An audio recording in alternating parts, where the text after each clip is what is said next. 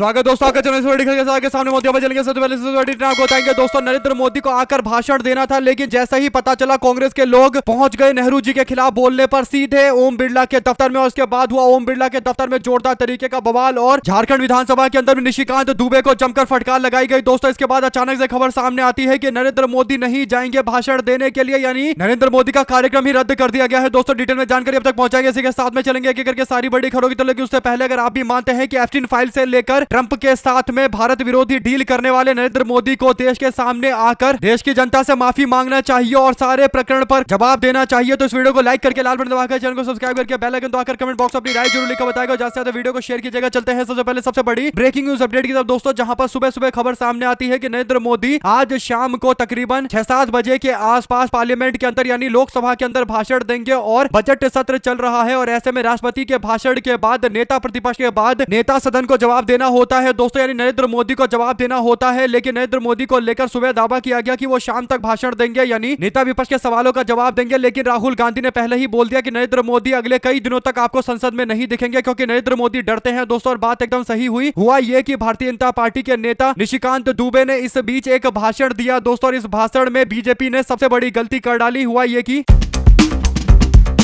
झारखंड के गोड्डा से बीजेपी का सांसद निशिकांत दुबे भाषण देने के लिए आता है दोस्तों, और एप्स्टीन फाइल पर राहुल गांधी द्वारा उठाए गए सवालों के जवाब देने के नाम पर देश के पूर्व प्रधानमंत्री जवाहरलाल नेहरू और गांधी परिवार को लेकर आपत्तिजनक टिप्पणी करने लगता है दोस्तों। भाजपा का नेता निशिकांत दुबे राहुल गांधी पर निशाना साधते हुए, नेहरू परिवार पर निशाना साधते हुए माउंट बैटन और एडवीना के साथ में नेहरू के क्या संबंध थे, इस तरीके की बातें बोलने लगता है दोस्तों। और तस्वीरें भी दिखाई जाती है। इसके बावजूद दोस्तों कैमरा वहीं पर फोकस किया गया था। बार बार जताए जाने के बावजूद निशिकांत दुबे उल्टा सीधा बयान देता रहा देश के पूर्व प्रधानमंत्री जवाहरलाल नेहरू को लेकर दोस्तों। ऐसे में स्पीकर के सीधा चैम्बर में पहुंच गए कांग्रेस पार्टी के सांसद, और चैम्बर में बीजेपी के लोग भी मौजूद थे और ओम बिरला के सामने जमकर बवाल हुआ दोस्तों। आपको बता दें कि ओम बिरला के चैम्बर में हंगामे के दौरान कांग्रेस पार्टी और बीजेपी के सांसदों ने एक दूसरे पर गंभीर आरोप लगाए और निशिकांत दुबे की शिकायत करने के लिए ओम बिरला के पास पहुंचे और कहा गया कि निशिकांत दुबे जवाहरलाल नेहरू की तस्वीर दिखा रहा था। तब कैमरा पूरी तरीके से उन पर फोकस था और किसी भी तरीके से उनको रोका नहीं जा रहा था, यानी सरकार के लोग हाथ पर हाथ रखकर बैठे हुए थे और इस तरीके की चीजें करने दे रहे थे। सवाल यह है कि क्या स्पीकर ओम बिरला इस पूरे मामले पर कार्रवाई करेंगे दोस्तों, क्योंकि यह बताया गया है कि स्पीकर उस समय खुद मौजूद नहीं थे। चेयर पर कांग्रेस पार्टी के नेता कृष्ण कुमार मौजूद थे, जो लगातार रोक भी रहे थे। इसके बावजूद बीजेपी का नेता निशिकांत दुबे नहीं रुक रहा था और कैमरा भी पूरी तरीके से निशिकांत दुबे के ऊपर लगा हुआ था। ऐसे में दोस्तों कई सारे सवाल उठते हैं। आप लोग अपनी राय जरूर लिखकर बताएंगे इस पूरे मामले में। ज्यादा से ज्यादा वीडियो को शेयर कीजिएगा। चलते हैं एक और अपडेट की तरफ, जहां पर निशिकांत दुबे को लेकर अब विरोध इतना ज्यादा आगे बढ़ गया कि झारखंड के विधानसभा के अंदर निशिकांत दुबे को जमकर निशाने पर लेना शुरू कर दिया गया दोस्तों। आपको बता दें कि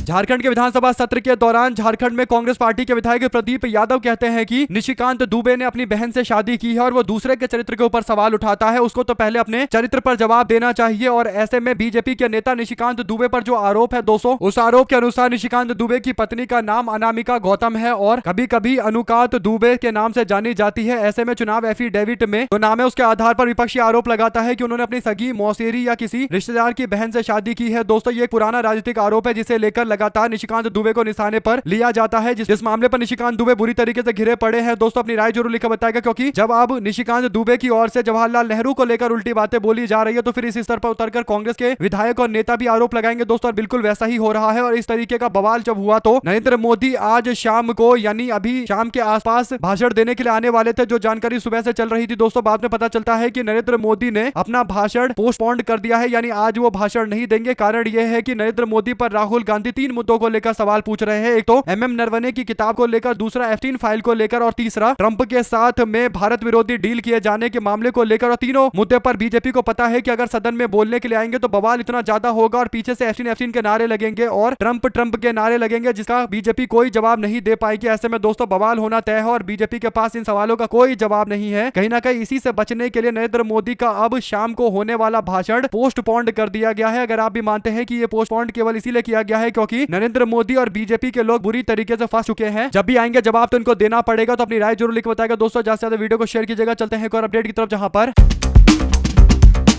सुप्रीम कोर्ट ने बुधवार को पश्चिम बंगाल के स्पेशल इंटेंसिव रिवीजन मामले की सुनवाई की दोस्तों, जहां पर राज्य की मुख्यमंत्री ममता बनर्जी भी अपने वकीलों के साथ पहुंचती है। उन्होंने आरोप लगाया कि पश्चिम बंगाल चुनाव के तैयारियों के बीच में जो एसआईआर लेकर आया गया है, ये साफ तौर पर पश्चिम बंगाल के खिलाफ एक राजनीतिक साजिश है और जो 2 साल से काम होना था वो केवल 3 महीने के अंदर किया जा रहा है। सुनवाई के बाद सीजीआई यानी chief justice of India Suryakant की बेंच ने कहा कि असली लोग चुनावी सूची में बने रहने चाहिए और ममता बनर्जी की याचिका पर बेंच ने चुनाव आयोग और पश्चिम बंगाल के मुख्य चुनाव अधिकारी से 9 फरवरी तक जवाब मांगा है। दोस्तों, सुप्रीम कोर्ट ने कहा कि इतिहास में यह पहला मौका है जब किसी राज्य के मौजूदा मुख्यमंत्री ने कोर्ट में आकर पेशी दी है और कोर्ट में पेश होकर अपनी दलील रखी है। मुकदमों में आमतौर पर मुख्यमंत्री के वकील या सलाहकार पेश होते हैं। इसकी उन्होंने तारीफ भी की है। दोस्तों, सुप्रीम कोर्ट के अंदर सुनवाई चलती रही। मुख्यमंत्री एक एक सबूत के साथ में चीफ जस्टिस ऑफ इंडिया के पास मौजूद थी दोस्तों और सारी बातें उन्होंने बताई। ममता सरकार ने जो दलील दी है दोस्तों, उसमें कहा है कि चुनाव से पहले यानी 2 महीने पहले ऐसा कुछ करने की कोशिश की जा रही है और 2 साल पहले यह होना चाहिए था, आराम से होता, बल्कि बिहार चुनाव के टाइम से ही होता, तभी 8-9 महीने का टाइम तो पश्चिम बंगाल में रहता, लेकिन तब भी नहीं हुआ। केवल 2 महीने जब चुनाव से बचे हुए तब जाकर ऐसा किया जा रहा है। खेती बाड़ी के मौसम में ऐसा करने से आम जनता परेशान है। 24 साल के बाद इसे 3 महीने में पूरा करने की जल्दबाजी क्यों है? 100 से ज्यादा लोगों की जान चली गई। चुनाव आयोग की प्रताड़ना के चलते बीएलओ की जान चली गई। बंगाल को निशाना बनाया जा रहा। असम और नॉर्थ ईस्ट में भी ऐसा क्यों नहीं हो रहा है? ये एक बड़ा सवाल है। बंगाल को निशाना क्यों बनाया जा रहा है? एसआईआर प्रक्रिया वोटर्स को शामिल करने नहीं बल्कि वोटर के नाम लिस्ट से हटाने के लिए किया जा रहा है। अब तक 58 लाख लोगों के नाम ड्राफ्ट लिस्ट से हटा दिए गए हैं और जो नाम जोड़े भी गए हैं उनमें से कईयों को नोटिस दिया गया है और बाकी फॉर्म 6 करके लोगों को जोड़ने की भी कोशिश की जा रही है। साथ साथ दोस्तों, इलेक्शन कमीशन ने कहा कि राज्य सरकार से बार बार मांग करने के बाद एसआईआर का काम के लिए पर्याप्त ग्रुप बी अधिकारी नहीं दिए गए। इस कारण माइक्रो ऑब्जर्वर नियुक्त करने पड़े और सभी नोटिस के में कारण होते हैं जिसके नाम हटे उन्हें आधिकारिक एजेंडों को भी लाने की अनुमति दी गई थी। हमने सरकार को कई पत्र लिखे, हमें क्लास 2 अधिकारी दे ताकि ईआरओ को नियुक्त किया जा सके। उन्होंने उस रैंक के लगभग 80 अधिकारी दिए, बाकी निचली रैंक के अधिकारी हम लोग को दिए गए। कुल मिलाकर दोस्तों, सरकार ने पूरे टेक्निकल से लेकर हर तरीके के एजेंडे को सबके सामने रखा है। आप लोग अपनी राय जरूर लिखिएगा। साथ साथ कांग्रेस पार्टी अमेरिका के साथ हुए व्यापार समझौते पर मोदी सरकार से स्पष्टीकरण मांग रही है। दोस्तों, कांग्रेस के अध्यक्ष मल्लिकार्जुन खड़गे ने इस व्यापार समझौते में पारदर्शिता की कमी बताई। उनका कहना है कि इस समझौते को लेकर कई सवाल जिसका जवाब मोदी सरकार ने अभी तक नहीं दिया। अमेरिकी राष्ट्रपति डोनाल्ड ट्रंप ने सोमवार को कहा था कि भारत और अमेरिका के व्यापार समझौते पर सहमति हो गई है। वहीं प्रधानमंत्री नरेंद्र मोदी ने कहा था कि उन्हें खुशी है कि मेड इन इंडिया प्रोडक्ट पर केवल 18% टैरिफ लगेगा, लेकिन नरेंद्र मोदी पूरे मामले पर कहीं ना कहीं कन्नी काटते हुए नजर आ रहे थे। दोस्तों, इसके बाद अब जवाब मांगा जा रहा है कि नरेंद्र मोदी बताए कि आखिर जो डील वो कर आए हैं किस तरीके का डील करके आए हैं। क्या आम जनता को त्राहिमाम यानी परेशान करने के लिए इस तरीके की डील करके आए हैं? जवाब देना पड़ेगा बीजेपी सरकार को। दोस्तों, साथ साथ चलते हैं एक और अपडेट की तरफ, जहां पर